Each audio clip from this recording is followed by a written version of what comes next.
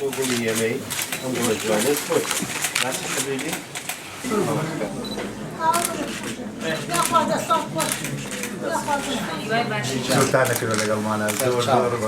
من ڕۆژان لە خوان و تەبێژ ڕێکخراوی سروشتی کوردستان ئەمڕۆ ئێمە وەکو ڕێکخراوی سروشتی کوردستان لە چوارچێوەی پلانی ساڵانەمان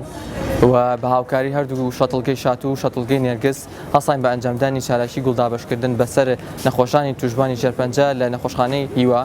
ئامانجی ئێمە هۆشیارکردنەوەی هاوڵاتیانە لەوەی کە ئاگاداری ژینگەکەیان من چونکە ژینگەی پاک نەوەیەکی تەندروستمان پێگەێنێ و ئەبێ ئێمەش بەم ئامانجە هەڵساین بە دابەشکردنی گوڵ وی زیاتر هاوڵاتیان هۆشیار بن لە ئەگەری پاکڕاگررتنی ژینگەی وڵاتەکەیان.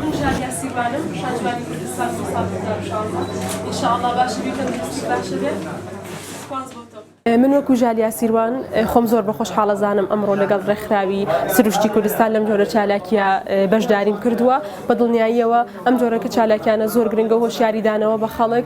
و خستنەوە دڵیان هی ئەم نەخۆشانە هیوا و هیوای باشبوونەوەیان بۆ خوازین زۆر خۆم بە خۆشحاڵەزانم لێرە. من پەیامێکم هەیە بۆ هاوڵاتانی ئازیز پەیامەکەم ئەوەیە کە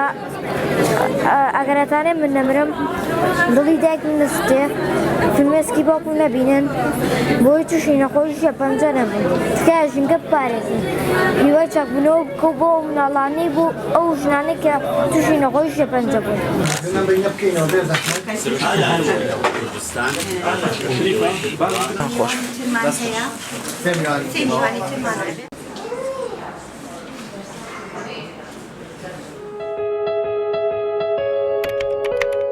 بۆ بینینی ڤیدیۆی زیاتر سبسکرایبی کەناڵی یوتیوبی دووە ڕۆژ نێت بکەن.